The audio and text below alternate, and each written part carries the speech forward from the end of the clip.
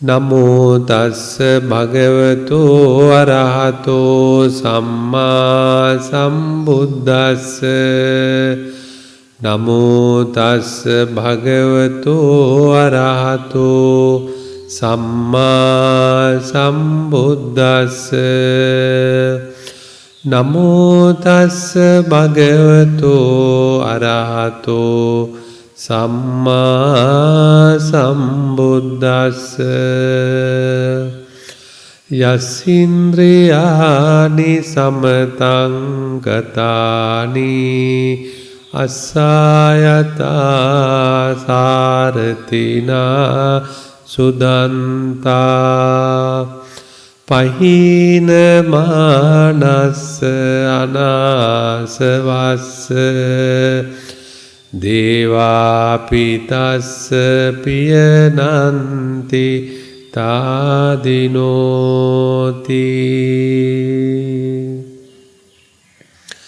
බණහන්න සූදානම් වෙන සත්පුරුෂ පින්වත්නි, අද උඳුවප් මාසයේ පුරපසළොස්වක පොහොය දවස සංඝමිත්තා මහතෙරණින් වහන්සේ ලක්දිවට වැඩම කළා භික්ෂුණී ශාසනය ආරම්භ කිරීමත්, ඒ වගේම බුදුරජාණන් වහන්සේ පිට දුන්නා වූ බෝධිතුම රාජයාණන් වහන්සේගේ දක්ෂිණ ශාඛාව ලංකාවට වැඩම කරවීමත් වර්ෂයේ අවසාන පුරපසළොස්වක පොහොය දවස.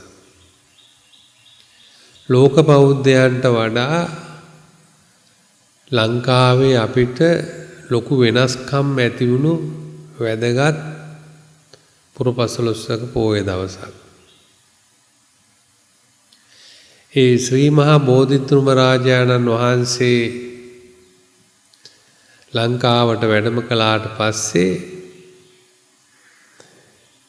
නොබෝ කාලයකින් බුදුරජාණන් වහන්සේ පිට දුන්නා වූ ශ්‍රී මහා බෝධීන් වහන්සේ බුද්ධ ගයාවේ නැති වෙලා ගියා යම් යම් උපද්‍රව නිසා. පසු කාලීන රෝපණය කරන ලද බෝධීන් වහන්සේ නමක් තමයි ඒ ඉන්දියාවේ වැඩ වාසය කරන්නේ. දැනට ලෝකේ වැඩ සිටින පැරණිම බෝධීන්තුම රාජාණන් වහන්සේ වැඩ ඉන්නේ අනුරාධපුරේ ජයශ්‍රී මහා බෝධීන් වහන්සේ.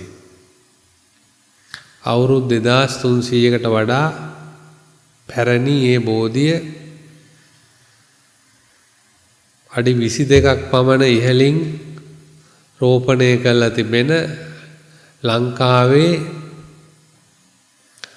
ජාතික වස්තුවක් හැටියටයි ශ්‍රී මහා බෝධීන් වහන්සේ සලකන්නේ. අද ලෝකේ බුදුරජාණන් වහන්සේ පිට දුන්නා වූ බෝධීන් වහන්සේ දැක බලා ගන්නට ඕන නම් ලංකාවට පැමිණෙන්න ඕන, වෙන රටක කොහෙවත් ඇත්තේ නැහැ. ඒ බෝධිතුම රාජාණන් වහන්සේ මුලින්ම හතරඵල බෝධියක් ඇති වුණා කියලා ධර්මයේ සඳහන් වෙනවා.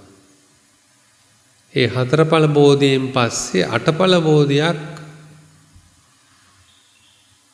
ඇති වෙලා තිබෙනවා. ලංකාවේ නොයෙකුත් ප්‍රදේශවල අටඵල බෝධීන් රෝපණය කරලා තියෙනවා. ඊට පස්සේ දෙතිස්ඵල බෝධි හැටියට සලකන බෝධීන් වහන්සේ. ඒ දෙතිස්ඵල වලින් පස්සේ ඒ බෝධීන් වහන්සේ පිළිබඳ විශේෂ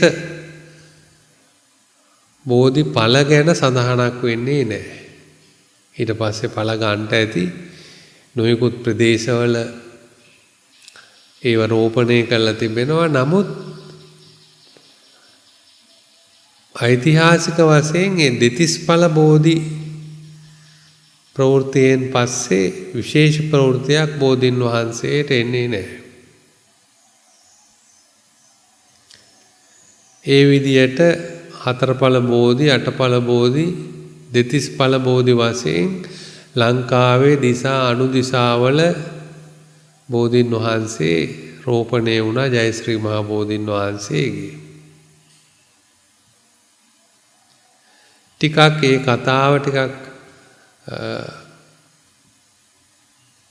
ධර්මය හා බැඳලා තියෙනවායි කියලා මම මීට අවුරුදු 20කට විතර කලින් මම හිතුවා මේ කතාව. ඒ බුදුරජාණන් වහන්සේ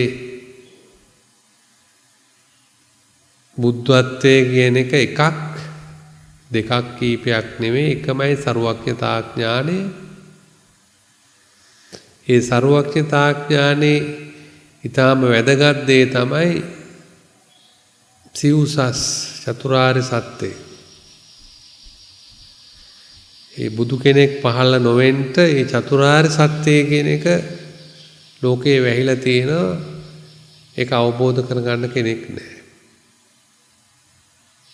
ඒ වගේම මාර්ග කොච්චර දේශනා කළත් ආර්ය අෂ්ටාංග මාර්ගය බුදුරජාණන් වහන්සේ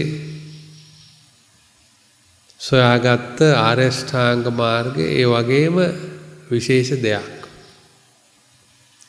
චතුරාර්ය සත්‍ය ආර්ය අෂ්ටාංග මාර්ගය අවබෝධ කරන කෙනෙකුට පින්වත්නි ලෝකෝත්තර බව ලබන ධර්මයක් හැටියට පුනර්භව ලබන ස්ථාන මූලික වශයෙන් 31 තලයක් බුදුරජාණන් වහන්සේ දේශනා කළා තිබෙනවා. කාම ලෝක, අරූප ලෝක, රූප ලෝක, බ්‍රහ්ම ලෝක ආදී වශයෙන් තල 31ක් උන්වහන්සේ දේශනා කළා තිබෙනවා. ඒ තල 31න්ම කෙනෙක් උපදින්නේ නැත්තම් අයමන්තිමා ජාති නත්ති දානි පුනබ්බවෝ පුනර්භවය නැති කළ කෙනෙක්.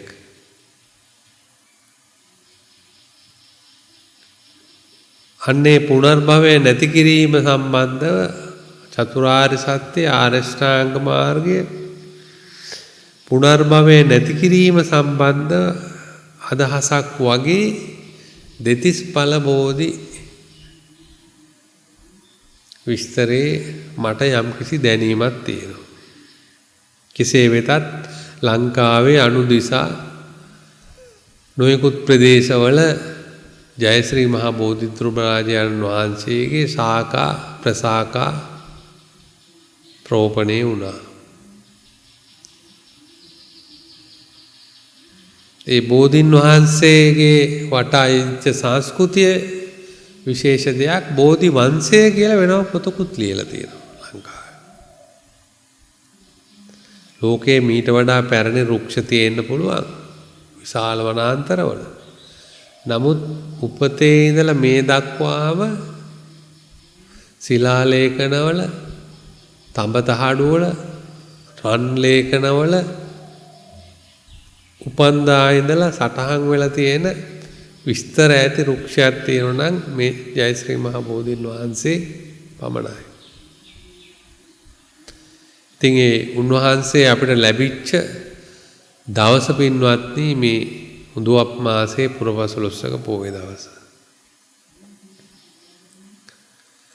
මේ ඇත්තන්ට අපි මේ මාස පුරාම විහාරස්ථානයේ විවෘත කරලා තිබුණේ නැහැ. නමුත් අද තරමක් දුරට විවෘත කරන්නට අදහස් කළා. ඒ අනුව තමයි අපි මේ ධර්ම දේශනාව පවත්වන්නේ. අපේ බුදුරජාණන් වහන්සේ ඇතුළු මහා සංඝරත්නය පූර්වාරාම විශාඛා මහා උපාසිකාව විසින් ගොඩනගන ලද පූර්වාරාම විහාරස්ථානයේ කටින දාන අවස්ථාවේ බුදුරජාණන් වහන්සේ ඇතුළු මහා සංඝරත්නයේ වැඩ ඉන්න එක ආසනයක් හිස්ව තිබුණා. සක්දේවඳුන් මේ පින්කමට පැමිණියා කියලා බණ පොතේ සඳහන් වෙනවා. ඒ හිස්ව තියෙන ආසනේ දැකලා එක සිතිවිල්ලක් ආවා. අනේ මහා කාශ්‍යප මහරහතන් වහන්සේ මේ හිස් අසුරට වඩිනවා නම් මේක අංග සම්පූර්ණයි මේ පින්කම කියලා. එහෙම හිතනවත් සමගම මහා කාශ්‍යප මහරහතන් වහන්සේ වැඩි බව බණ පොතේ සඳහන් වෙනවා.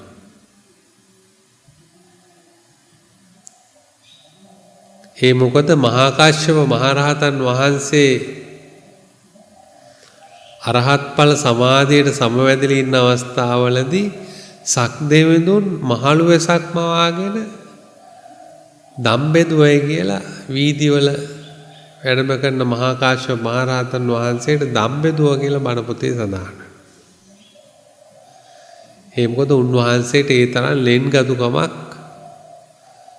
දෙවිවරු දැක්වුව බව තමයි බණ පොතේ සඳහන් වෙන්නේ ආරණ්‍යගත ස්වාමීන් වහන්සේ නම.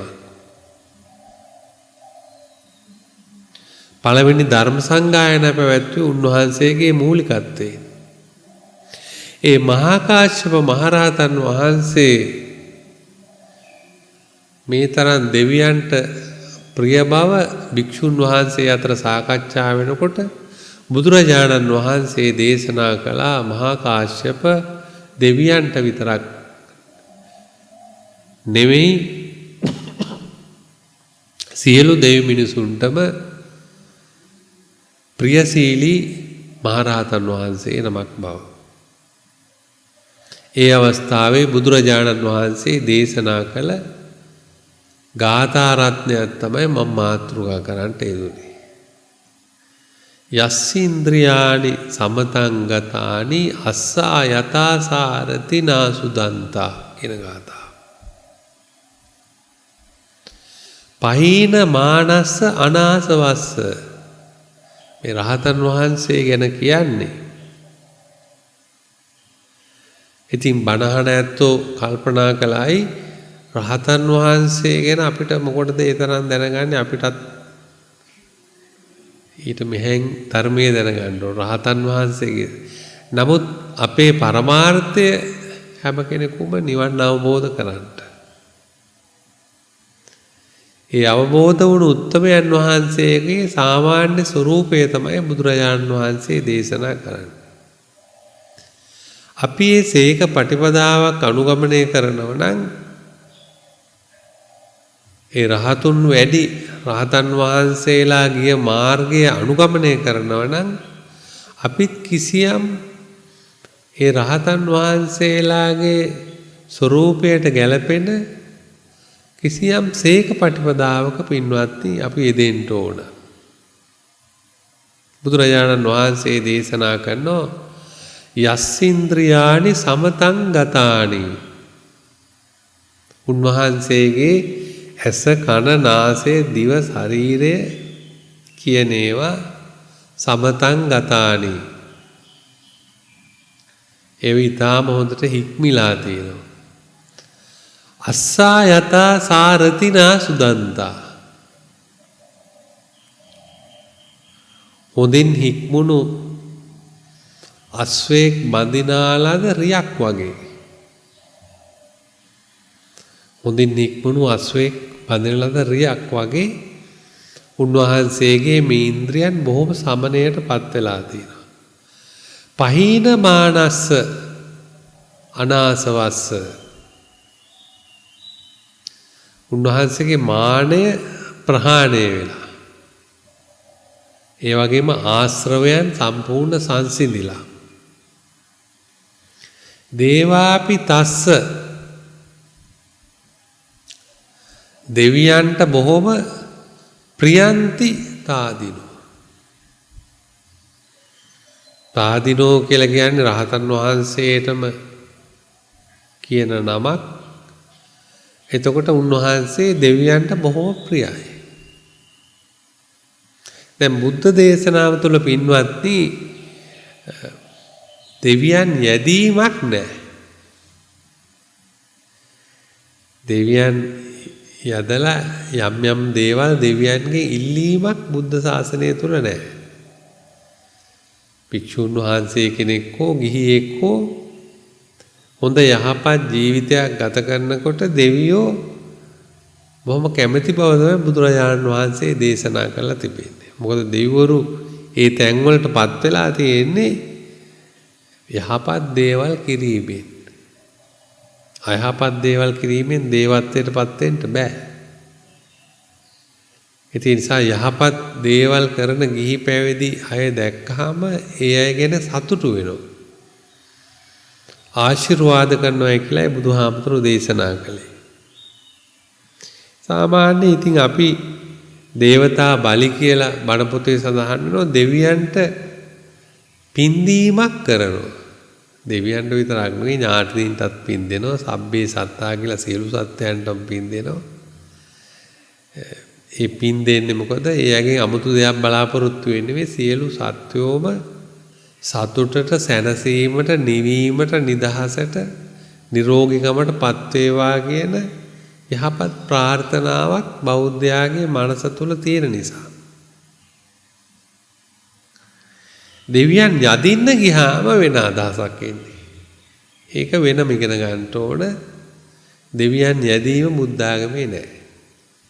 ගිහියෙකුටවත් ඒක අයිති නෑ.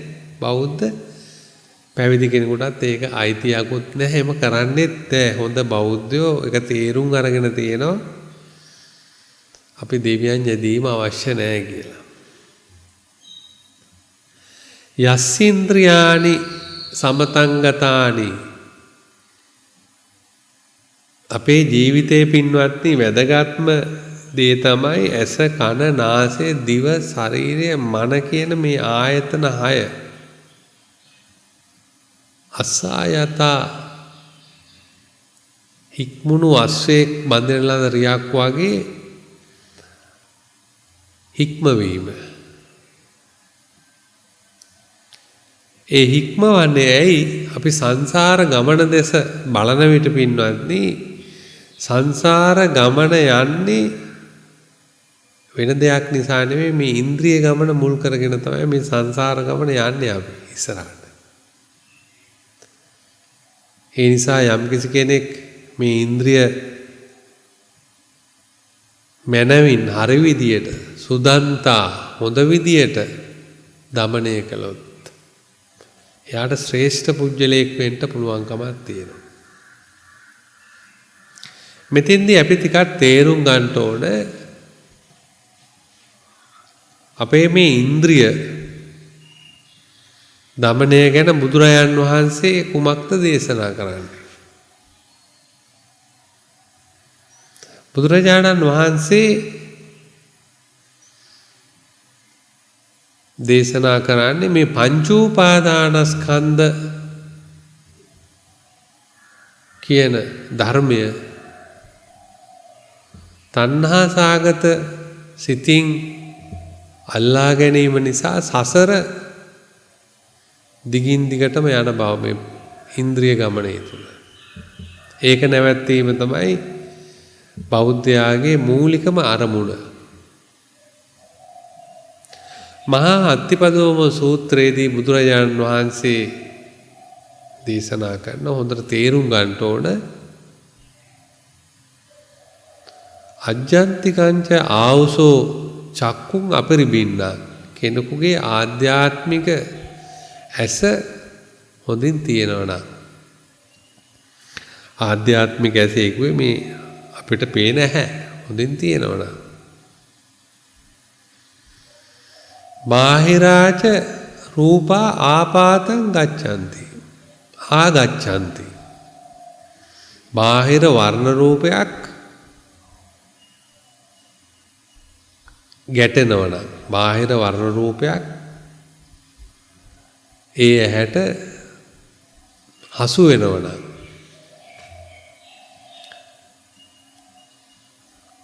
තජ්ජෝ සමන්නාහාරෝ හෝති. බුදුරජාණන් වහන්සේ දේශනා කරනවා මෙනෙහි කිරීමක් කරනවා නම් විඥාන භාගස්ස පාතු භාව හෝති. ඒ අවස්ථාවේදී විඥානය කියන එක පහළ වෙනවා. බුදුරජාණන් වහන්සේ මේ දේශනා කරන්නේ මොකද්ද? අපේ ඇහැ හොඳට පේනවා නම් ඒක වෙනස් වෙන්නේ නැතුව පවතිනවා නම් ඒ ඇහැට බාහිර රූපයක් අරමුණු වුණාම තජ්ජෝ කිව්ව මෙනෙහි කිරීමක් කරනවා නම් විඥාන භාගස්ස පාතු භාවෝ හෝති විඥානය ඇති වෙනවා.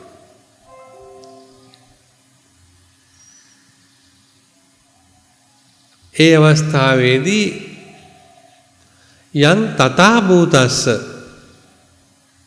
රූපං තං රූපෝපාදානස්කන්ධේ සංඝහං ගච්ඡති. බුදුරජාණන් වහන්සේ දේශනා කරනවා ඒ අවස්ථාවේ අරමුණු වෙච්ච රූපය රූප උපාදානේ සංඝහං ගච්ඡති. ඒක රූප උපාදානයට වැටෙනවා. ඒක රූප උපාදානයයි. රූප උපාදානය කියලා එක තේරුම් ගන්න ඕන. ඊළඟට උන්වහන්සේ දේශනා කරනවා යා තථා භූතස්ස වේදනං තං වේදනා උපාදානස්කන්ධේ සංඝහං ගච්ඡති. එතන වේදනාවක් තියෙනවා නම් ඒ වේදනාව වේදනා උපාදානස්කන්ධේ සංග්‍රහය වෙනවා. මේ විදිහට බුදුරජාණන් වහන්සේ දේශනා කරනවා සංඥා උපාදානය, සංකාර උපාදානය, විඥාන උපාදානය කියන පංචන්නං කන්දානං සංඝහං සන්නිපාතෝ හෝති. මේ පංච උපාදානස්කන්ධය කියන එක පහල කරනවා. පංච උපාදානස්කන්ධය කියන එක පහල කරනවා. ඒ කියන්නේ එහෙන් බාහිර රූපයක් දකිනව නම් මෙනෙහි කරනව නම් විඥාණය පහළ වීමත් සමගව මේ පංච උපාදානස්කන්ධය පහළ වෙනවයි කියලායි බුදුරජාන් වහන්සේ දේශනා කරන්නේ. ඒක එකක් නෙමෙයි මේ පහම පහළ කරනවා. එතකොට මේ පංච උපාදානස්කන්ධය කියන එක මනසේ ඇති වෙන දෙයක්. මනසේ ඇති කරගන්න රූප සංඥාවත් එක්ක ඇති වෙන දෙයක්. ඒ පංච උපාදානස්කන්ධ කියන එක. ඒ පංච උපාදානස්කන්ධ අහගන්න පංච උපාදානස්කන්ධය කෙරෙහි යම් කිසි කෙනෙක් යෝ ඡන්தோ යෝ ආලයෝ අනනයෝ අජ්ජෝසනං කියලා බුදුරජාණන් වහන්සේ වචන 4ක් ඒ සූත්‍රයේ දේශනා කරනවා. ඡන්தோ කිව්වේ කැමැත්තක් ඇති වෙනවන.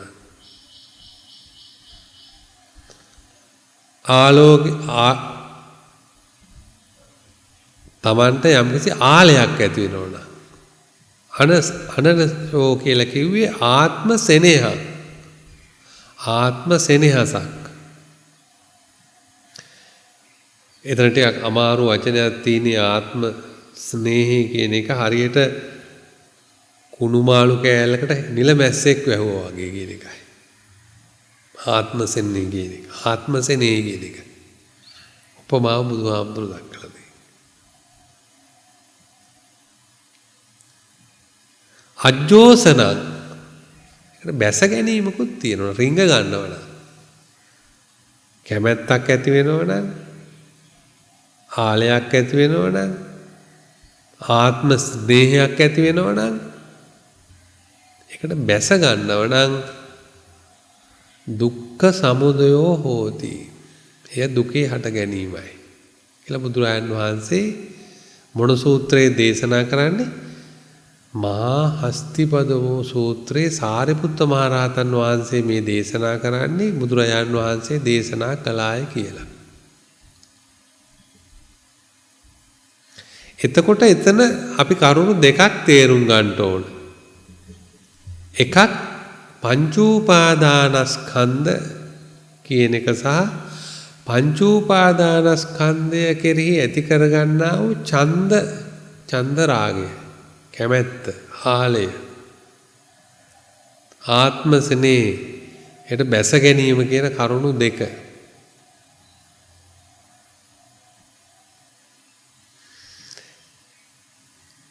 චූල වේදල සූත්‍රයේදී ධම්මදින්නා මහරහත් මහතෙරණිය විශාක උපාසකතුමා සමග කරන ලද ධර්ම සාකච්ඡාවේදී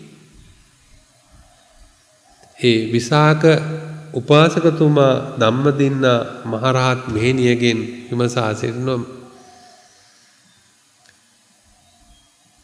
කුමක්ද මේ පංචූපාදානස්කන්ධයත් උපාදානයත් කියන එක දෙකක්ද එකක්ද කියලා.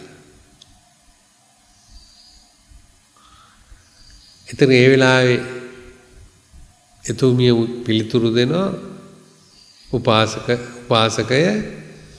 පංචූපාදානස්කන්ධය එකක්ය උපාදානය තව එකක්. ඒත් පංචූපාදානස්කන්ධයෙන් වෙන්න උපාදානයක් පෙන්වන්න අමාරුයි. නමුත් මේ දෙකක් හැටියට තමයි එතුමිය දේශනා කරන්නේ. දැන් මෙතනත් ඒ විදියමයි. සාරිපුත්ත මහ රහතන් වහන්සේ දේශනා කරන එකේ යම් රූපයක් එතන තියෙනවා නම් ඒක රූප උපාදානේ වැටෙනවා. වේදනා උපාදානේ වැටෙනවා. සංඥා උපාදානේ වැටෙනවා. සංකාර උපාදානේ වැටෙනවා. විඥාන උපාදානේ වැටෙනවා. ඒ උපාදාන පහක් එතන ඇති කරනවා. ඒ උපාදාන පහේ කෙරෙහි යම් ඡන්දයක් ආලයක් ආත්ම ස්නේහයක් බැස ගැනීමක් තියෙනවා. ඒක දුකේ හට ගැනීමක් හැටියට බුදුරජාණන් වහන්සේ දේශනා කරන බව සාරිපුත්ත මහ රහතන් වහන්සේ දේශනා කරනවා. දැන් තේරෙන්නේ නැති ඊට කාරණේ. තේරුණාද? එතකොට බුදුරජාණන් වහන්සේ දේශනා කරන මේ උපාදානස්කන්ධ පංචූපාදානස්කන්ධ කියන එක මේ ඇස කන නාසය දිව ශරීරය මන කියන ආයතන හයෙම පින්වත්නි රූප ශබ්ද ගන්ධ රස ස්පර්ශ ධම්ම කියන අරමුණු විශේෂෙහි උපදින ස්වરૂපය ඒකමයි. වෙන කිසි වෙනසක් නැහැ. ඒ ස්වરૂපයෙන්ම තමයි හටගන්නේ.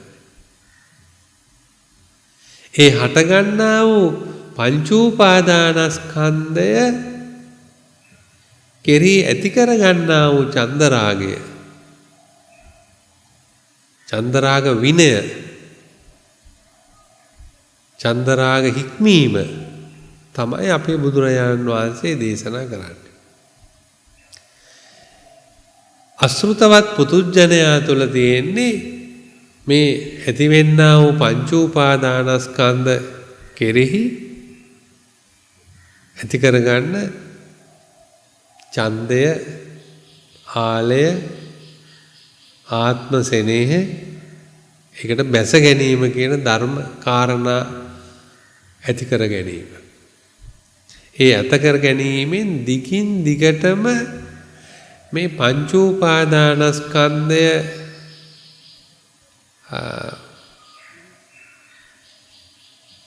හටගන්න එක උපචය වෙන එක දිගින් දිගටම පින්වත්නි නතර වෙන්නේ නැතුව යනවා. සංයුත්ත නිකායේ වච්චකොත්ත සූත්‍රයේදී බුදුරජාණන් වහන්සේගෙන් වච්ච විමසා සිටිනවා. ස්වාමීනි මේ අහසට නගින මේ ගිනි ගන්නකොට ගිනි ගොඩවල් කැලෑ ආදී දේවල් ගිනි ගන්නකොට අහසට නගින මේ අහසේ කිසි ද්‍රව්‍යයක් පේන්නේ නැතුව ගිනි දැල් විසිරීලා යනවා. ඒ ගිනි දැල් විසිරීලා යන ගිනි දැල් කුමක් උපාදානය කරගන්නවද? එතකොට බුදුරජාණන් වහන්සේ දේශනා කරන වච්චය වාතය උපාදානය කරගෙන මේ ගිනි දැල් අහසට යනවා. එතකොට වාතය උපාදානය කර ගැනීම ගිනි දැල් අහසට යන්න. මේ පංචූපාදානස්කන්ධය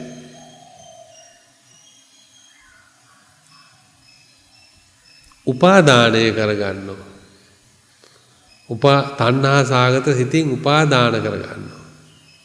අන්නේ උපාදාන කර ගැනීම නිසා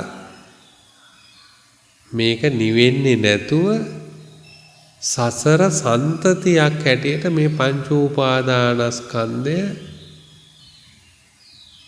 ගමන් කරනවා. අපි අවදි මනසකින් ජීවත් වෙනවා නම් අපිට අවදි මනසක් තියෙනවා නම් අපි මේ පංච උපාදානස්කන්ධය උපාදානය කරගන්න උත්සාහ කරගන්නේ නැහැ. අපි එතන ආර්ය හික්මීම ඇති කරගන්න උත්සාහ කරනවා. අන්නේ ආර්ය විනය ඇති කරගන්න උත්සාහ කිරීම තමයි සන්තින්ද්‍රියානි සමතං ගතානි කියලා බුදුරජාණන් වහන්සේ දේශනා කළේ. යහපත් ඉන්ද්‍රියෝ කියලා කිව්වේ ඒකයි. මොකද මේ ඇස කන නාස ආදී ඉන්ද්‍රිය මාර්ගයෙන් තමයි මේක සිද්ධ වෙන්නේ. එතකොට එතන කෙනෙකුට සිහි කල්පනාව සතිය හොඳින් පිහිටවන්න ඕන. ඒ වගේම සම්පජානකාරී නුවණින් බලන්න ඕන. ඒ බැලීමෙන් පින්වත්නි මේක අස්සා යතා සාරති නාසුදන්තා. ඉක්මුණු අස්වැක් බැඳ රතයක් වාගේ මේ ඉන්ද්‍රිය දමනය කරන්නට කෙනෙකුට අවස්ථාව ලැබෙනවා. ඒ නිසා තමයි අපේ ජීවිතවල පින්වත්නි දස කුසල ධර්ම වලින් පටන් ගන්න. අපි දස කුසල කර්ම කරනවා කියලා කියන්නේ.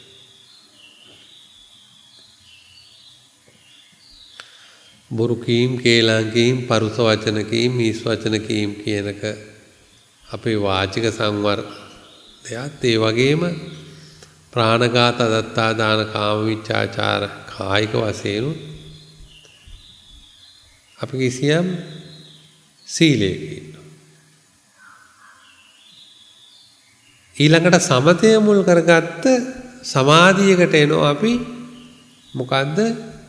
අවිද්‍යා ව්‍යාපාද කියන ධර්ම දෙක දුරු කරගන්න සමාධියකට එනවා. අවිද්‍යා ව්‍යාපාද. මොකද අපි මේ ඉන්ද්‍රිය ගමනේදී මූලික වශයෙන් වැටෙන අන්තද්වය මේක තමයි. එක්කෝ අවිද්‍යාවට වැටෙනවා, එක්කෝ ව්‍යාපාදයට වැටෙනවා.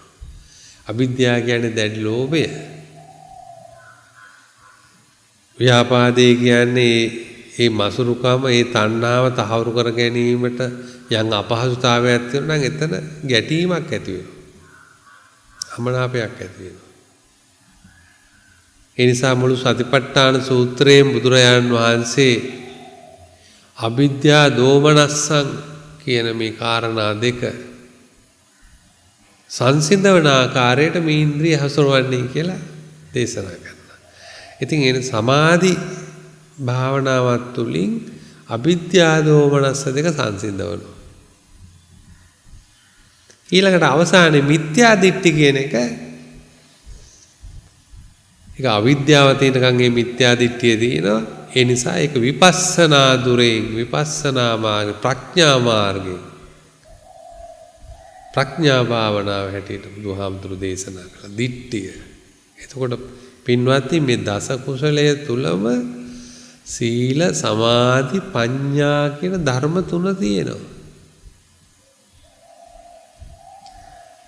කය වචන දෙක එතන සංසුන් කර ගැනීම සීලය, ඊළඟට අවිද්‍යා දෝමනස් දෙක සංසිඳවන සමාධි භාවනා, ඊළඟට ප්‍රඥා භාවනාව මිත්‍යා දිට්ඨිය. මේ මිත්‍යා දිට්ඨිය කියන එක නැති කරන එක ලේසි නෑ. ඒක ටිකක් අමාරුයි. මේ මිත්‍යා දිට්ඨි කියලා කියන්නේ මොකද්ද? මිත්‍යා දිට්ඨි කියලා කියන්නේ අපේක සම්මා දිට්ඨි අනිත් ඒවා මිත්‍යා දිට්ඨි කියන పూర్ව නිගමන වල ඉඳීම නෙවෙයි. එහෙම කොහොමද අපි සම්මා දිට්ඨි අපි අදහන ආගම, අපේ භාෂාව, අපේ ජාතිය ඒ ඔක්කොම සම්මා දිට්ඨිය, අනිත් ඒවා මිත්‍යා දිට්ඨිය කියන අදහස නෙවෙයි. ඒකේ අපි හදාගන්න. අපි හිතන දෙයක්. මිත්‍යා දිට්ඨිය කියන්නේ මොකක්ද? අර ගිය දේශනාවේදී කරේ විපල්ලාසයක් ඇති කරනවා. එයි මේ අනිත්‍ය වූ ධර්මය නිට්ටයයි කියලා හිතනවා. ඒකේ මිත්‍යා දිට්ඨියක් ඒක. දුක් ධර්මය සැපයි කියලා හිතනවා. කැඩෙන බිඳෙන විනාශ වෙන ධර්මය ආත්ම හැටියට සලකනවා. අසුභ ධර්ම සුභ හැටියට සලකනවා.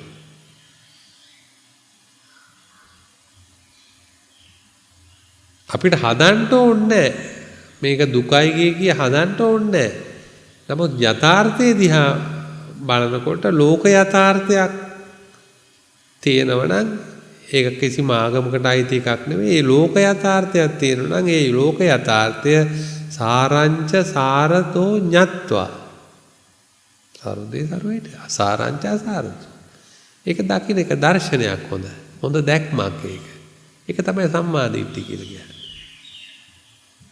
මිත්‍යා දෘෂ්ටි කියලා කියන්නේ ඇස කන නාසය දිව ශරීරය එහෙම නැත්නම් දිට්ඨ සුත මුත විඤ්ඤාත කියන මේ ධර්ම හුරුවට හැඩගස්වා ගත්ත අපිට ගැළපෙන විදියට හඩගස්වා ගත්ත ලෝකය. ඒක හරි අනිත් ඒ වැරදි කියන එහෙම එකක් නෑ. ඒක අපි හදාගත්ත සම්මුතියක් මිසක් ලෝක යථාර්ථයක් එහෙම නෑ. මේ ලෝක යථාර්ථයේ දිහා බලනකොට ඒ ඔක්කොම කැඩෙන බිඳෙන විනාශ වෙන ධර්ම. දැන් වේදනාව කියන එක චෛතසිකයක් නේ. ඒ වේදනා චෛතසිකේ ගත්තාම අපි ඒකේ සැප චෛතසිකයක් වේදනා සුඛය ඒක සැපක් හැටියට අපි සලකනවා. අනිත් එක වේදනා චෛතසික දුකක් හැටියට දුක්ඛ චෛතසිකය සලකනවා. ඒ විදිහට සැප දුක් ආදී වශයෙන් බලනවා. නමුත් මේ චෛතසික මොන විදියෙන් බැලුවත් ඒ සැපේ කියන දේවල් නොබෝ දවසකින් ආයි දුකක් බවට පත් වෙනවා. ඒ නිසා සැපේ කියලා જાතියක් ඇත්තේ නැහැ. අපේ සම්මත ලෝකේ අපි හරිගස්සගත දෙයක් මිසක්. එතකොට බුදුරජාණන් වහන්සේ මේ මිත්‍යා දෘෂ්ටි කියන එක නැති වෙන්නේ අපි තුල තියෙන අර අවිද්‍යාව කියන එක දුරු වීම නිසා. ඒක ප්‍රඥා භාවනාව. ප්‍රඥා සීල සමාධි පඤ්ඤා අවිද්‍යා දෝමනස් දෙක සමාධියෙන් අර ප්‍රඥා භාවනාව දිට්ඨි. නිකන් අපි දස කුසල කරනවා කියවට වැඩක් නැහැ. දස කුසල අපි දාන්නෝ අපිට කටපාඩමින් ඒව කියන්න පුළුවන් දස කුසලයෙන් සිද්ධ වෙන දේ විය යුත්ත මොකද්ද කියලා අවබෝධ කරගන්න ඕන හැම වෙලාවෙම. ගැඹුරකට බහිනව නම් අපි ගැඹුර නැති තැනකින් ඉස්සෙල්ලා බහැලා ඒ තැන ක්‍රමක්‍රමයෙන් යනවා වගේ මේ දස කුසල් අර සීල සමාධි ප්‍රඥාදී ගුණ ධර්ම වල වැඩෙන ආකාරය ස්වල්පයක් හෝ මෙනෙහි කරලා තේරුම් ගන්න ඕන. අන්නේ තේරුම් ගන්න එක්කෙනාට ස්වභාවයෙන්ම පුළුවන් අවිද්‍යා දෝමනස දෙක සංසිඳවලා ඒ ඇත්තට ඒ අවිද්‍යා දෝමනස කියන එක තමයි අපේ මේ ඉන්ද්‍රිය ලෝකයේ තියෙන අන්තත්වය අන්ත දෙක. උබෝවන්තේ අනුපගම්ම මජ්ක්‍ධිමා පටිපදා කියලා බුදුරජාණන් වහන්සේ දේශනා කළා. අන්ත දෙකනේ අපි ඉන්නේ හැමතිස්සෙම. පිටින් අත්තකිලමතානුയോഗය හෝ කාමසිකාල්ලිකානුയോഗය හෝ කටපාඩම් කළාට ඒ තරම් ප්‍රායෝගික වෙන්නේ අපි මේ ඉන්ද්‍රිය ලෝකයේ අන්ත දෙක ඉන්නේ. ඉතින් අන්තද්වයෙන් ලබන තෘප්තිය මොකද්ද? ඇලීම සහ ගැටීම. අපිට මධ්‍යස්ථ බව ඇති කරගන්න.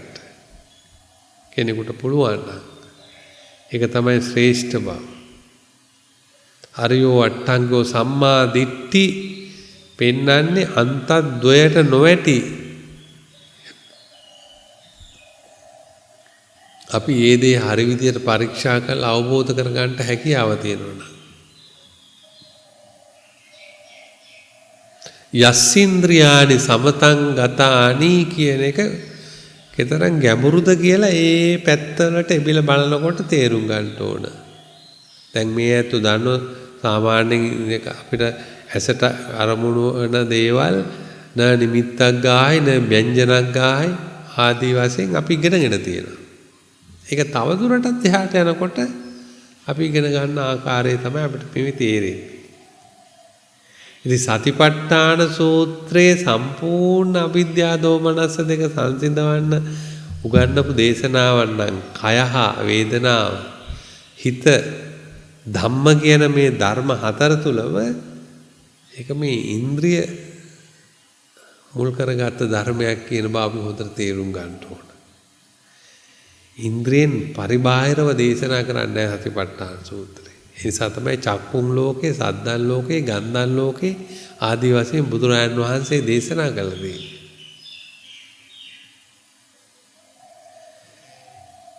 අපි එතකොට මේ යස්සීන්ද්‍රියානි සමතංගතානි කියන තැනට එන්නේ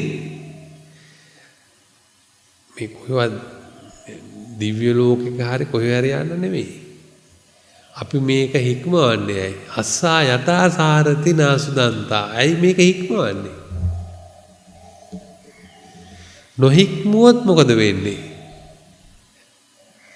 නොහික්මුවොත් වෙන්නේ අර පංච උපාදානස්කන්ධය තණ්හා සාගත සිතින් මේක අල්ලගෙන සසර අපි ගමන් කරන දිගින් දිගට.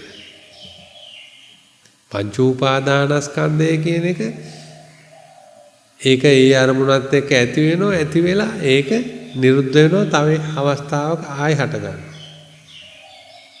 සන්තතියක් හැටියට යන්නා වූ ධර්මයක්.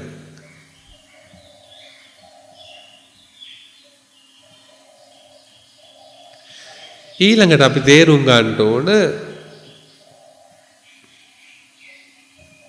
තමන්ගේ ජීවිතයට ඇතුල් කරලා ජීවිතයට ඇතුල් වෙලා තමන්ගේ ජීවිතයේ දේශ බලලා ප්‍රායෝගික වශයෙන් ඒ ධර්මයේ හුරු වීමෙන් තමයි අපිට දියුණුවක් ලබා ගන්න පුළුවන්කම තියෙන්නේ. හුඟක් අය දන්නේ නැහැ මේ දියුණුව ලබනකොට අර අපි පතල ගන්න දේවල් ඉබේ ඇවිල්ල බව. ඉබේ ඇවිත් තියෙන බව. අපි පතල ගන්න දේවල් ප්‍රාර්ථනා කරලා ගන්න දේවල් ඉබේ දන්නේම නැහැ ළඟට ඇවිල්ලා තියෙනවා. ඒක ප්‍රාර්ථනා කරලා නෙවෙයි. අර දියුණුවත් එක්ක ඇති වෙන දෙයක් ඒක.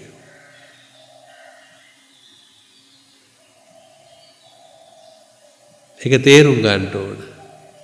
ගුණධර්ම වශයෙන් ආධ්‍යාත්මික වශයෙන් ආයතන වශයෙන් දියුණු කරනකොට ඒ තැනත්තා ප්‍රාර්ථනා කළ ලබන දේවල් ආකස්මිකව ඒ ප්‍රධාන ධර්ම පැමිණීමත් එක්ක ඒව පැමිණලා තියෙනවා.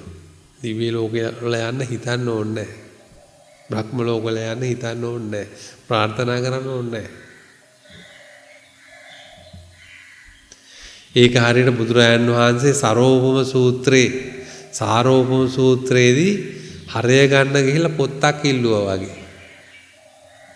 එළය ඉල්ලුවා වගේ. කොළ ටිකක් ඉල්ලුවා වගේ. හැබැයි ආයෙ මොකටද? හරය ගන්න. හරය මොකටද? හරය අරටුව දිරන්නේ නැහැ. ඒකෙන් තමයි අපි යම්කිසි දැව නිෂ්පාදනයක් කරගන්නේ. ඒ සඳහා නමුත් අන්තිමට ඉල්ලගෙන යන්නේ පොත්ත, එලේ, කොළ ටික.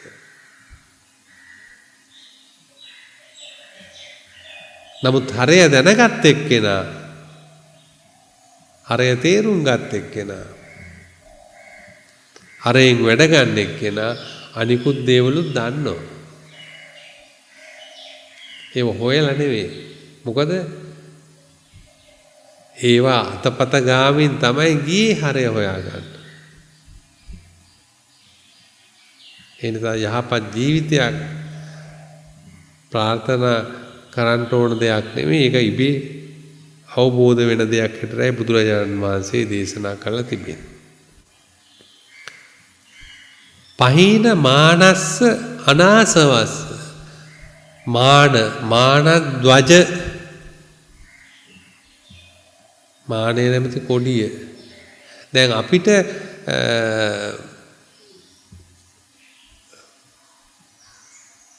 විවිධ විදියට ඔය හීනමාන සෙය්‍යමාන ඒක නෙමෙයි මෙතන මාන කියන්නේ. මාන කියන එක බලන්න මාන අවිජ්ජා. අවිජ්ජාව ළඟට තියෙන එකක් මාන. පුංචි එකක් නෙමෙයි. දස සංයෝජන කියවගෙන යනකොට දස සංයෝජන උද්දම්භාගය සංයෝජන පහට ඇතුළත් ධර්මයක් මාන. ඒක ඒ නිසා මානද්වජ. ඒ කොඩිය තමයි උස්සගෙන ඉන්නේ.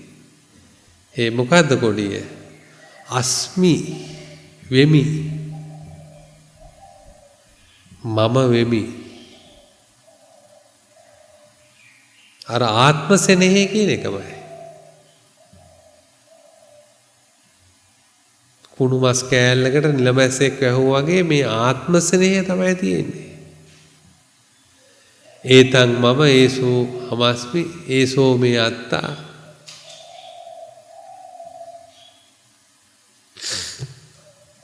ඒ වෙමි කියන බෙදීම මුල් කරගෙන තමයි මේ ඔක්කොම බෙදීම් තියෙන්නේ. නැත්තම් බෙදීමක් එන්නේ නැහැ.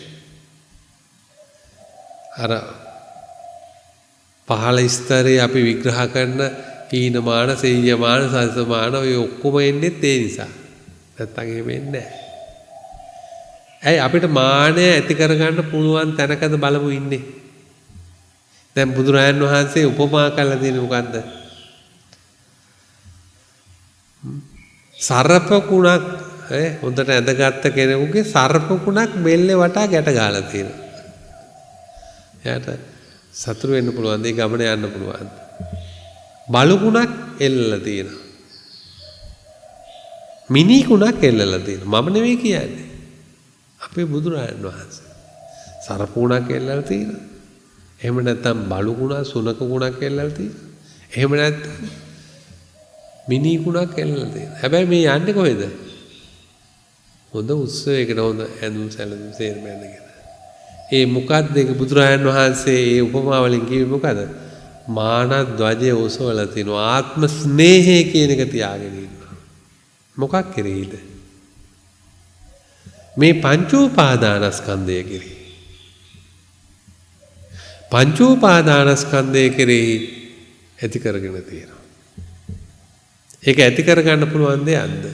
මේ සූත්‍රයේ අවසාන පිට කියවල බලන්න සාරිපුත්ත මහරහතන් වහන්සේ දේශනා කරන මේ විදියට මේ ආධ්‍යාත්මික මේ ඉන්ද්‍රිය ගමන පිළිබඳ දේශනා කරන තැන උන්වහන්සේ ඉතා ලස්සන දේශනාවක් කරනවා. මොකද්ද? යෝ පටිච්ච සමුප්පාදං යම් කිසි කෙනෙක් මේ පටිච්චසමුප්පාදය දකිනවා නම් සෝ ධම්මං පස්සති. ධර්මය දකිනවා. යෝ ධම්මං පස්සති යෝ පටිච්ච සමුප්පාදං පස්සති කියන වාක්‍ය බුදුරජාණන් මේ සාරිපුත්ත මහ රහතන් වහන්සේ දේශනා කරන මේ මෙතන මේ ඉන්ද්‍රිය ගැන කියනකොට. ඒ නිසා මහණෙනි මේ පංච උපාදානස්කන්ධය ප්‍රත්‍යයෙන් හටගන්න එකක්ය. පටිච්චසමුප්පාදය මේකෙන් දකින්නවය. ප්‍රත්‍යයෙන් හටගන්න එකක්. ඇයි මොකක්ද ප්‍රත්‍ය කියලා කිව්වේ? අජ්ජත්තිකංච චක්කුං අපරිවින්නා. ඒක ප්‍රත්‍යයක්. බාහිරාජ රූපා ආපාතං ආගච්ඡanti. ඒක එක ප්‍රත්‍යයක්. තජ්ජෝ සමන්නාහාරෝ හෝති. මෙනෙහි කිරීම තව ප්‍රත්‍යයක්. ප්‍රත්‍ය සමූහයක් නිසා. එතකොට මේ ප්‍රත්‍ය වල එකක් දෙකක්වත් එහාට මෙහාට ගියොත් අරූපය දකින්නවද? රූප උපාදානය ඇති වෙනවද? වේදනා උපාදානය ඇති වෙනවද? සංඥා උපාදානය ඇති වෙනවද? සංකාර උපාදාන ඇති වෙනවද? විඥාන උපාදාන ඇති වෙනවද? ඇති වෙන්නේ නැහැ. ඇයි? අර ප්‍රත්‍ය අඩු වැඩි වීම නිසා. හරියටම ප්‍රත්‍ය දුනහම අන්න එතන පච්චුප්පන්නව හට ගන්නෝ මේ චක්කු විඥානය කියන එක සාරිපුත්ත මහරහතන් වහන්සේ මෙහි දේශනා කරනවා. එතකොට බලන්න මේ සාරිපුත්ත මහරහතන් වහන්සේ දැන් බුදුරජාණන් වහන්සේ දේශනා කරේ යෝ ධම්මං පස්සේ සෝ මං පස්සති. උන්වහන්සේ දේශනා කරනවා යෝ පටිච්ච සමුප්පාදං පස්සති සෝ ධම්මං පස්සති. යෝ ධම්මං පස්සති සෝ පටිච්ච සමුප්පාදං පස්සති. කෙනෙක් ගැන කියන්නේ නැහැ.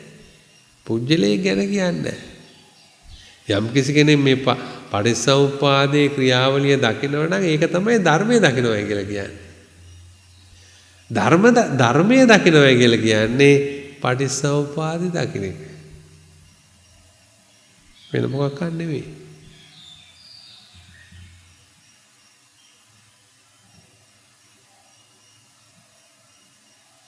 එතකොට මේ පච්චුප්පන්නව හට ගන්නා වූ ධර්මයක් කියන එක තමයි.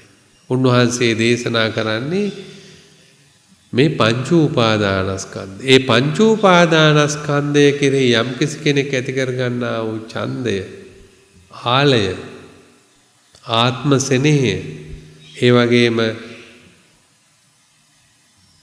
ඒ පංච උපාදානස්කන්ධය ගිල ගැනීම, බැස ගැනීම, තහවුරු කර ගැනීම අජ්ජෝසාන කියලා දේශනා කළේ ඒකයි. කරනව නම් ඒක දුකේ හට ගැනීමක්. අනු දුක හටගත්තේ. ඒ මොකද මේ පච්චුප්පන්නව හට ගන්නා වූ ධර්ම වලට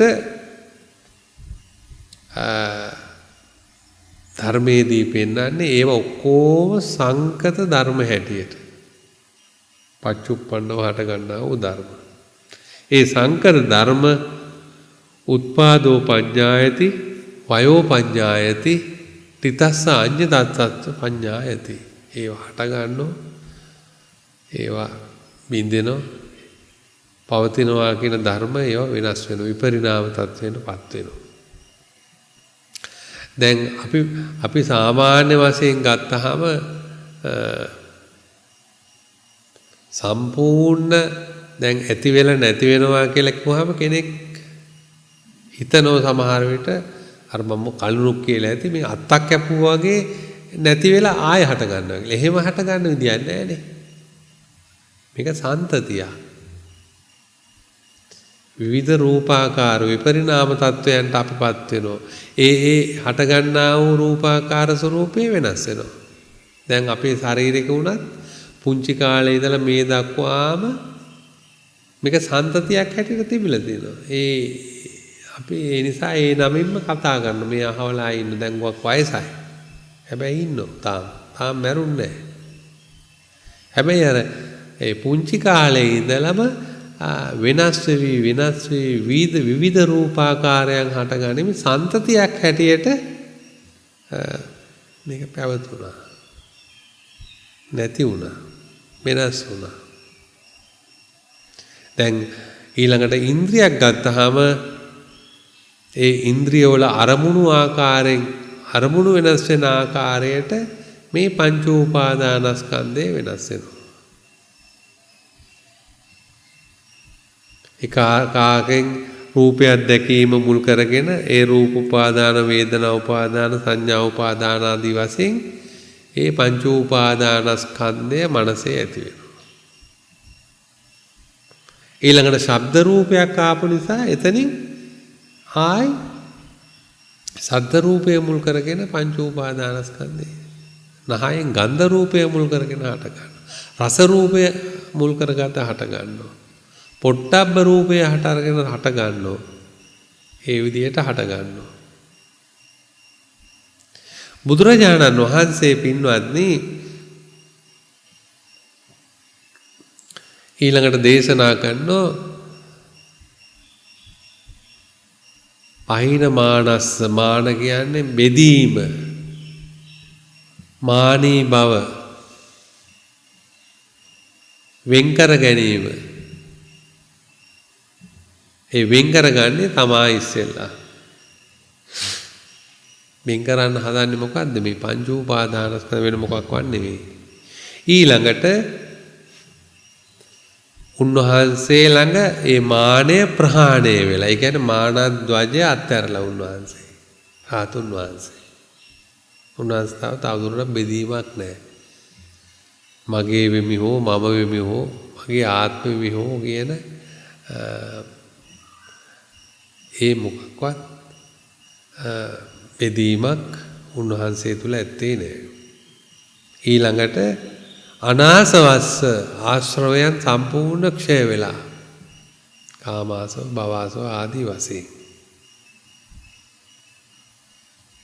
දැන් මම දේශනාවක් කළා මේ ආශ්‍රව ඒ වගේම අපේ ළඟ තියෙන දස සංයෝජන ධර්ම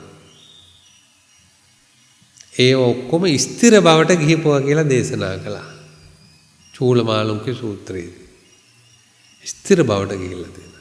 ඒ ස්ථිර බවට ගියපු ඒවා ගලවන්නේ යෑමක් නෙවෙයි. අපි ඒ සංයෝජනයන් ඇති කර ගන්නා වූ ධර්ම ඒ අවස්ථාවේදී දුරු කිරීමක් ගැන තමයි බුදුරජාණන් වහන්සේ අපිට දේශනා කරන්නේ. ඒක කොහොමද වෙන්නේ කියන බව ඒ දේශනාව තුළ සිද්ධ කළා. ඊළඟට දේවාති තස්ස පියනන්ති තාදිනෝ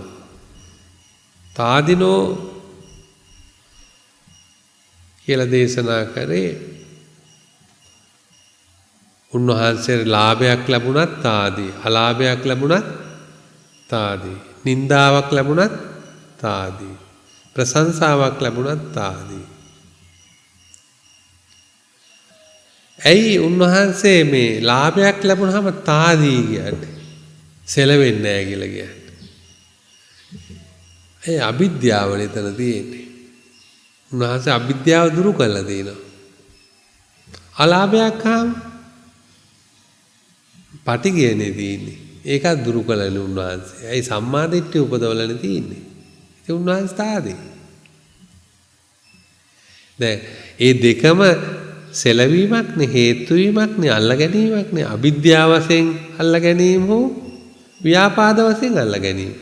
මේ දෙකම අල්ලා ගැනීම හේතු වීමක් සෙලවීමක් ගැටීමක්. ඒ නිසා තමයි උන්වහන්සේ ලාභේදිත් තාදී අලාභේදිත් තාදී. ලාභේදී වගේ අලාභේදිත් තාදී නෙවෙයි. එතකොට ප්‍රශ්නයක් තියෙනවා. ලාභේදී වගේම අලාභේදීත් ආදී ප්‍රශ්නයක් තියෙනවා. එතකොට ලාභේදී කොහොමද ආදී වශයෙන් විග්‍රහ ගන්න වෙනවා. ඒක තේරුමක් නැහැ. ඒ නිසා උන්වහන්සේ ලාභේදීත් ආදී අලාභේදීත් ආදී. දැන් අපිත් එහෙම වෙන්න ඕනද? ඇයි ඒකනේ සතිපට්ඨාන සූත්‍රයෙන් උගන්වන්නේ? මහා බලන්නේ ධර්මයේ. ඒකනේ උගන්වන්නේ. දැන් මේ ඉන්ද්‍රිය ගමනේදී ඒක තමයි අපි ඉගෙන ගන්නෙ. කොහොමද අපි සම්මාදිට්ඨිය ඇතුව ජීවිතය ගත කරන්නේ කියන එක. එහෙම නැත්නම් අපිට ඒක ප්‍රායෝගික නැහැ.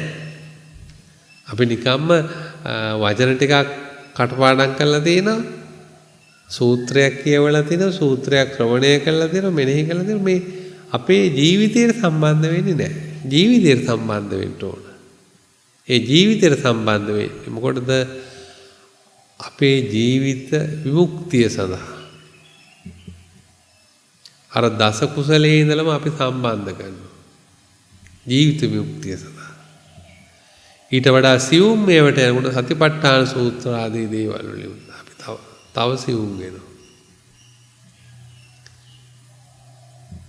එතකොට බුදුරජාණන් වහන්සේ දේශනා කරන මේ යස්සීන්ද්‍රියානි සමතං ගතානි අස්සා යතා සාරතිනා සුදන්තා කියන වාක්‍යය ඊටාම රමණීය වාක්‍යයක්. හොඳින් ඉන්ද්‍රිය පාලනය කරන එක්කෙනා හීලෑ කරපු හොඳින් හික්මවන ලද අශ්වයෙක් යොදන කරත්තයක් වගේ තමාට කැමති තැනකට ඒක මෙහෙවන්න පුළුවන්. දැන් බුදුරජාණන් වහන්සේට අපි සුගතෝ කියනවා. සුගතෝ සුගතත්තානං සුගතෝ සුන්දරම් පිච කියන බුදුරජාණන් වහන්සේ නිවනට පත් වෙච්ච නිසා අපි සුගතේ කියන. නිවනට පත් වුණු ඒක හොඳයි. ඒකත් සුගත තමයි. හැබැයි උන්වහන්සේගේ යස්සීන්ද්‍රියානි සමතං ගතානි. උන්වහන්සේගේ ඇස කන නාසය දිව සුගතයි. ගමන හොඳයි. ගමන යහපත්. අපි ඇහින් ගමනක් ගියොත් ඒක යහපත් නැහැ. ඇයි යහපත් නැත්තේ? කර්ම නිමිති ගති ඔක්කොම ඒක තුල ඇති වෙනවා. කර්ම ඇති වෙනවා. කර්ම නිමිතිත් ඇති වෙනවා. ඒ ඔක්කොම අල්ල ගන්නවා අපි. ගතිත් ඇති වෙනවා. ඒ ඔක්කොම පින්පව් වලට අයිති. ඉතින් පින්පව් වලට අයිති ගමනක් නම් ඒ තරම් සුබ නෑ ඒක. බුදුරජාණන් වහන්සේ යන ගමන පින්පව් වලට අයිති ගමනක් නෙවෙයි. උන්වහන්සේ සුගත කියලා අපි කියනවා. දැන් බුදුරජාණන් වහන්සේ දේශනා කරන පොට්ටපාද සූත්‍රයේදී දීඝනිකායේ පොට්ටපාද සූත්‍රය කියලා සූත්‍රයක් තියෙනවා. ඒ සූත්‍රයේදී බුදුරජාණන් වහන්සේ දේශනා කරන මේ ඕලාරික ශරීරය පිළිබඳ, ඊළඟට මනෝමය ශරීරය පිළිබඳ, ඊළඟට සංඥාමය ශරීරය පිළිබඳ ශරීර තුනක් ගැන. ඒකට උදාහරණ බුදුරජාණන් වහන්සේ දෙනවා. මනෝමය ශරීරය කොහොමද? කොපුවෙන් කඩු අදින්නා වගේ. ගහක ගොබයක් ගලවනවා වගේ. මනෝමය ශරීරය. ඒ කියන්නේ මේ අපිට පේන කබලින්කර ආහාර වලින් යැපෙන එක නෙමෙයි. මේක අපේ ආධ්‍යාත්මික ශරීරය තුල තියෙනා වූ එකක් මනෝමය ශරීරය. ඒක උන්වහන්සේ දේශනා කරන සියලුම අංගපසක වලින් යුක්තයි කියලා දේශනා කරනවා. ඒ පොට්ටපාද සූත්‍රයේ දීඝනිකාය. ඒක කියවල බලන්න නිකන් එතකොට සූත්‍රය. සියලුම අංගපසක වලින් මේ මනෝමය ශරීරය යුක්තයි.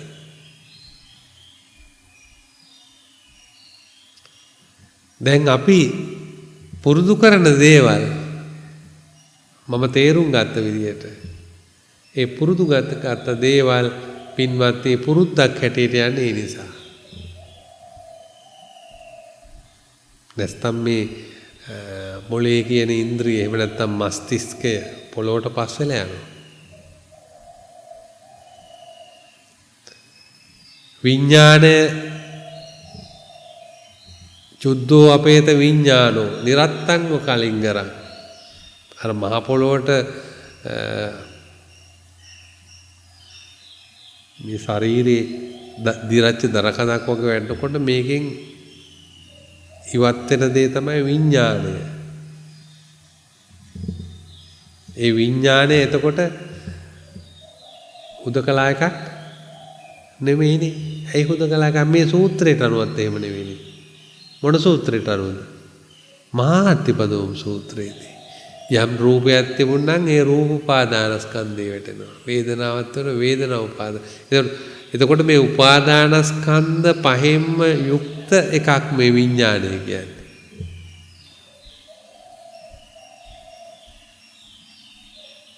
චන්දරාගයෙන් අල්ලගත්ත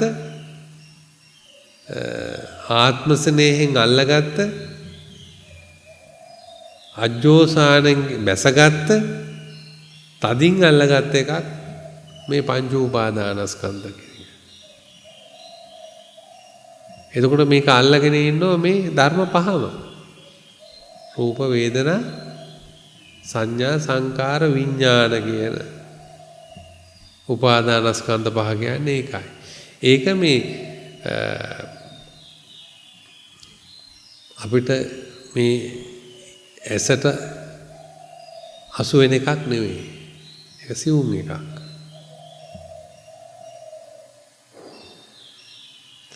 යම් කිසි කෙනෙක්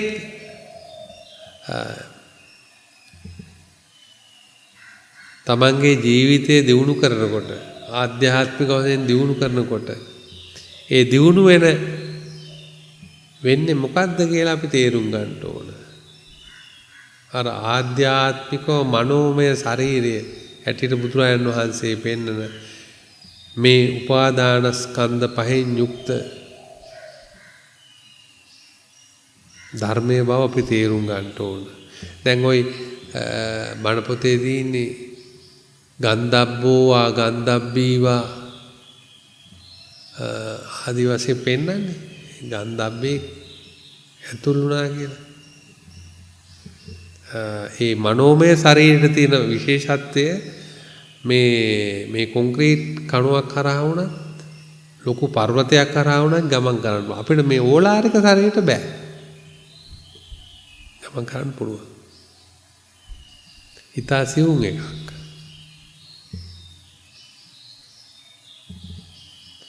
ඒ නිසා භාවනා කරන එක්කෙනාගේ ඒක උසස් මට්ටමට දියුණු වෙනවා.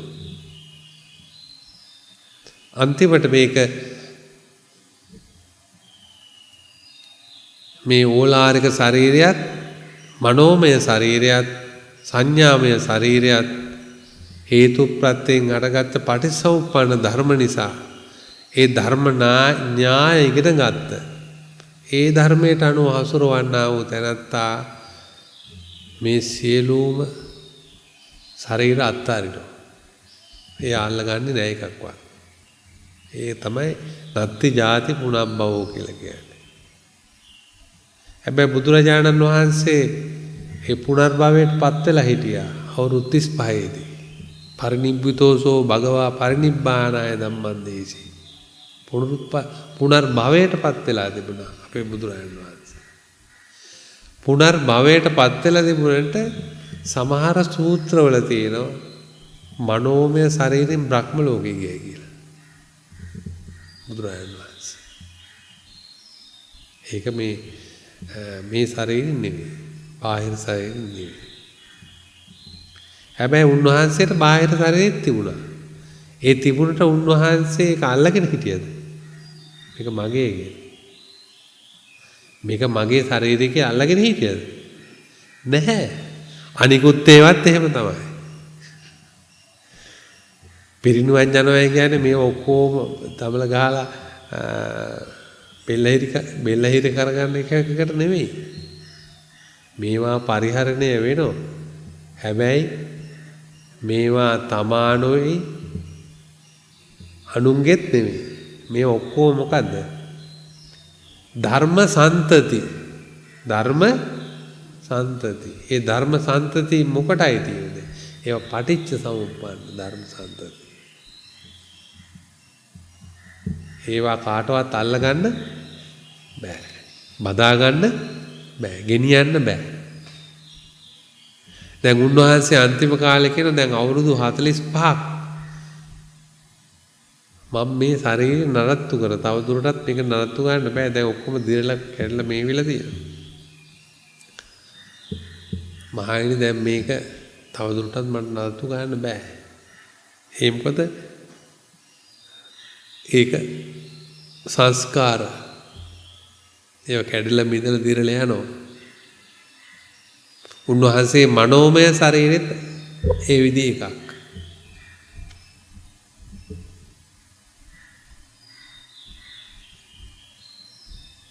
එතකොට ඒ ගැන හුඟක් අපි තේරුම් ගන්නට තියෙන කාරණාවක් ගැන කිව්වේ මේ අය භාවනා කරනෝ දන් දෙනෝ සිල් රකින්නෝ සිල් රකින්නවා කියන්නේ මොකද්ද? බොරු කියන්නේ. ඒක සීලයක් නේ හොඳ. සත්‍යවාදී කෙනෙක් කියන්නේ. අනුන්ගේ දේවල් ගන්නෙ නැහැ. සීලයක් නේ. අනුන්ගේ දේවල් ලෝභ කරන්නේත් නැහැ.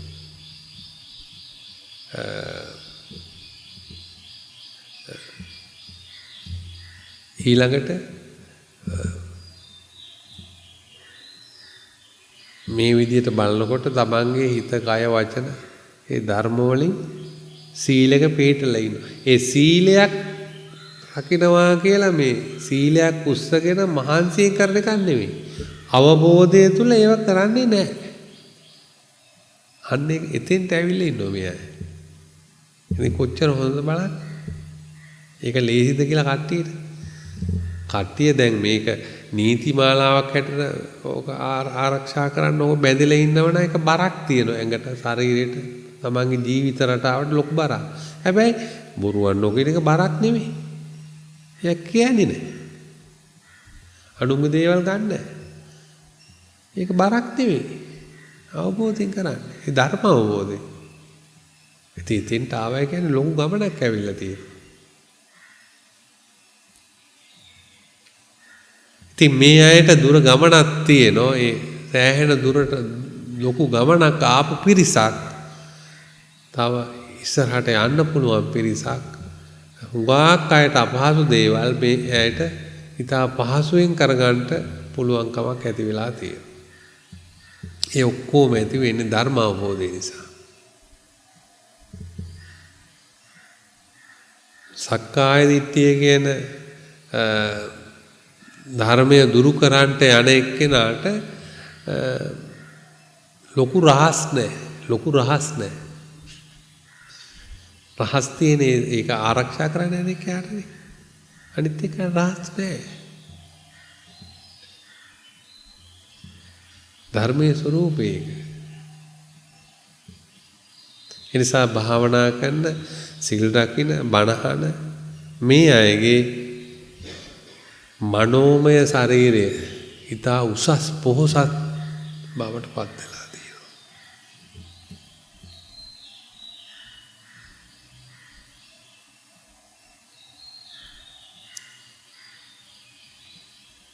දෙවිවරු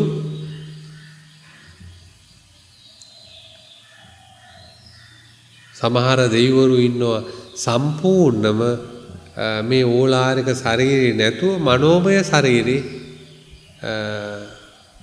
දේවතා සංයුක්ත බැලුවාම පේනවා මනෝමය ශරීරේ. ඒ නිසා සාමාන්‍යයට පේන්නේ නැහැ දෙවිවරු. බුදුරජාණන් වහන්සේට පේන සාමාන්‍යයට පේන්නේ නැහැ. දෙවිවරු පෙන්වන්න ගියන්න පෙන්වන්න බෑ. ඒ ශරීරය සියුම් වෙලා තියෙනවා. ඒ සියුම් තල තියෙනවා. ඒ තලවල ජීවිතය ගත කරනවා.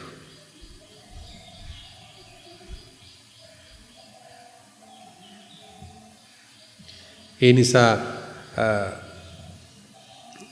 මේ පංච උපාදානස්කන්ධය කියන එක සසර තණ්හා සහගතයෙන් අල්ලගෙන යන්නේ කොහොමද කියන එක ටිකක් විමසලා බලන්න. විමසලා බලන්න ඕන තේරුම් ගන්න ඕන. අපේ ශරීරේ කොටස් ඔක්කොම මේ මහ පොළොවට පස් වෙලා යනවා. ඒ මොනවත් ඉතුරු වෙන්නේ නැහැ.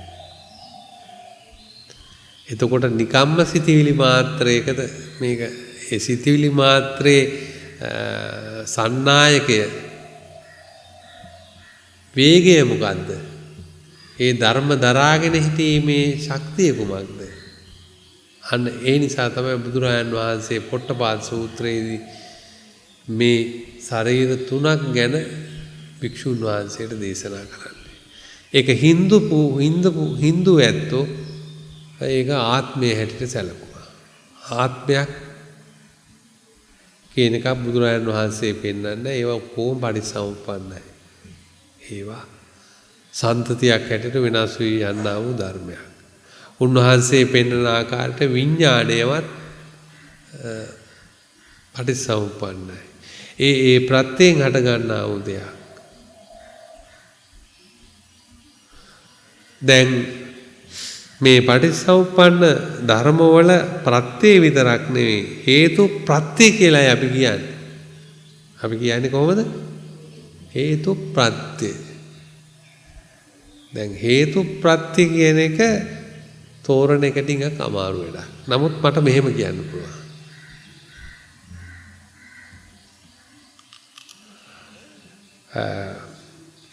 පටිච්චසමුප්පාද එහෙම නැත්නම් ඉදප්පච්චයතා කියන එක සලකනකොට අපි පෙන්නන්නේ මොකද්ද?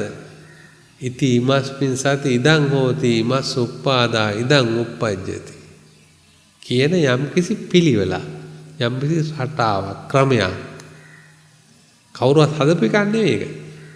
ඒ විදියට තමයි මේ පටිච්චසමුප්පාද න්‍යාය සිද්ධාන්තය කොට දැකේ. අන ධර්මයේ විග්‍රහ කරනකොට පෙන්නෝ ඒ න්‍යාය විග්‍රහ කරන ධර්මය තමයි හේතුව.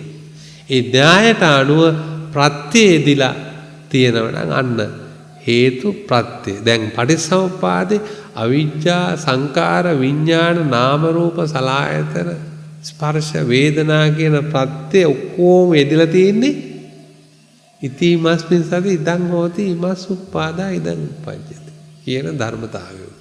තේරුණාද ඒක? කියව එක තේරුණාද? ඒ නිසා ඒ හේතුවට අනුරූපව මේ ප්‍රත්‍ය යෙදලා තියෙනවා. ඒ නිසා හැම එකක්ම තුලම තියෙනවා හේතුවකුත් තියෙනවා ප්‍රත්‍යයකුත් තියෙනවා. අර පටිච්චසමුප්පාද. ඒ මොකද ඊට අනුරූපව හැඩ ගැහිලා තියෙන නිසා. හැබැයි මහා කච්චායන මහරහතන් වහන්සේ ටිකක් අපිට තේරෙන්න උගන්වනවා ඒක. දැන් එහෙම කිව්වම එක වෙලාවට තේරෙන්නේ නැහැ හේතු ප්‍රත්‍ය කිව්වා. උන්වහන්සේ දේශනා කරනවා යම්කිසි පොල් පැලයක් කියමු.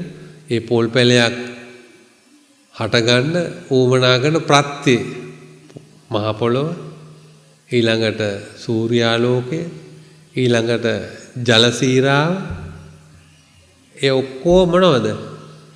ප්‍රත්‍ය.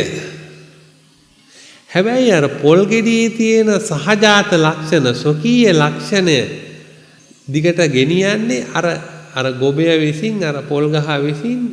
ඒ මොකද්ද? ඒ පොල් බීජය මාර්ගය. පොල් බීජය තමයි ඒක ගෙනියන්නේ ඉස්සරහට. ස්වජාතික ස්වરૂපය. ඒ නිසා උන්වහන්සේ කියන ඒක තමයි හේතුව කියලා. ඒක ප්‍රත්‍යක් නෙවෙයි. පොල් ගෙඩිය කියන එක හේතුවක්. ඒ බීජය තමයි හේතුව හැටියට උන්වහන්සේ පෙන්නන්නේ. තේරුණාද කියු කාරණේ? අනිත් ඒවා මේ බීජය හට ගැනීමට උවමනා කරන පොළොව, ජලසීරාව, සූර්යාලෝකය, ඒ ඔක්කොම පස, ඒ ඔක්කොම ප්‍රත්‍ය හැටියට උන්වහන්සේ දේශනා කරනවා. නමුත් මුළු පටිච්චසමුප්පාද සම්පන්න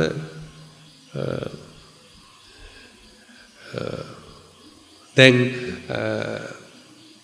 පංච උපාදානස්කන්ධය ගන්නකොට පංච උපාදානස්කන්ධය බීජයක් හැටියට ගත්තොත් ඒ පංච උපාදානස්කන්ධය හට ගැනීමට හේතු වෙන මොනවද? චක්කුම් අපරිබින්නම් හෝති. මේ ඇහැ හොඳට පේන එක අවශ්‍යයි. ඒක ප්‍රත්‍යක්. බාහිරාජ රූප ආපාතං ආගච්ඡන්ති. මේ බාහිර රූපය ඒක. එතකොට ඒ ප්‍රත්‍ය. නමුත් අර ස්වජාතික ලක්ෂණය වූ ඒ ස්වකීය ලක්ෂණය, මේ පංච උපාදානස්කන්ධයේ ස්වකීය ලක්ෂණය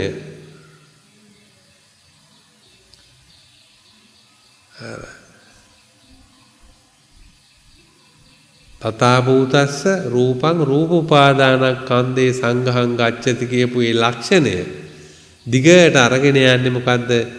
පංච උපාදානස්කන්ධේ නැමැති බීජය. අනිත් ඒ ඔක්කොම ප්‍රත්‍ය. ඒක තේරුණාද මන් දන්නේ. එතකොට හේතු ප්‍රත්‍ය මහා කච්චායන මහරහතන් වහන්සේ ඒ විදිහටයි තෝරන්නේ. එතකොට මේ පංච උපාදානස්කන්ධ කියන එකත් උපාදානස්කන්ධය කියන එකත් දෙකක් මිස එකක් හැටියට නෙවෙයි ධර්මයේදී පෙන්වන්නේ. හැබැයි පංච උපාදානස්කන්ධයෙන් පරිබාහිරව උපාදානස්කන්ධයක් පෙන්වන්න අමාරුයි. මොකද අර ගිනි දැල්ලක් වාතයෙන් වෙන් කළා හඳුන ගන්න බැරුව වගේ අහසේ නගින.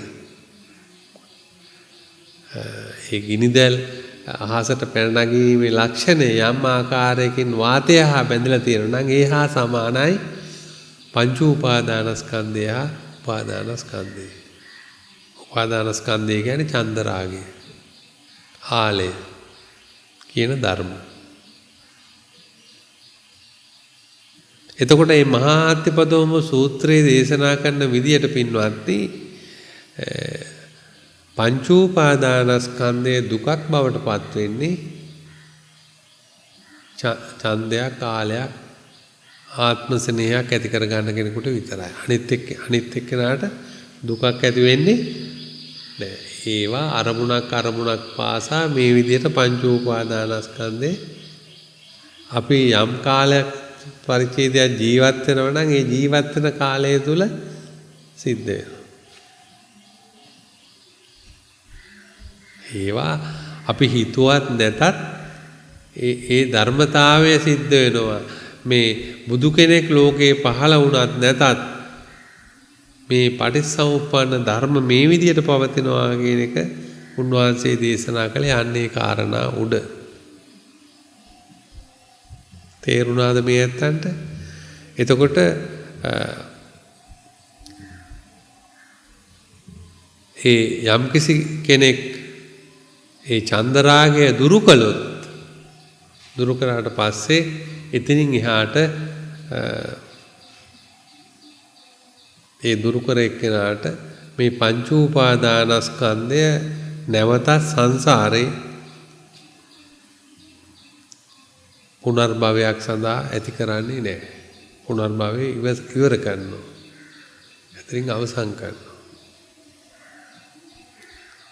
මේ විදිහට සූත්‍රවල තියෙන ගැඹුරු තැන් පිළිබඳ දැන් අපි හුඟක් සූත්‍ර වෙනම දේශනා කළා මේ ඇත්තන්ට. ඒ දේශනා කළා දැන් මේ සූත්‍රවල තියෙන විශේෂ තැන් පෙන්වීමක් තමයි මේ දේශනාවලින් හුඟක් සිද්ධ වුණේ. ගිය දේශනාවෙනුත් එහෙමයි.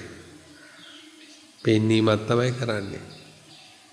ඉතින් ඒ නිසා මේ ඇයට එහෙම පෙන්වුවම තවදුරටත් ඒ සූත්‍ර කියවන්න කැමැත්තක් ඇති වෙනවා. ඒ නිසා මහා හත්තිපදෝම සූත්‍රය අනිවාර්යෙන් තමන්ගේ කියවන ගොඩට ඇතුල් කරගන්න.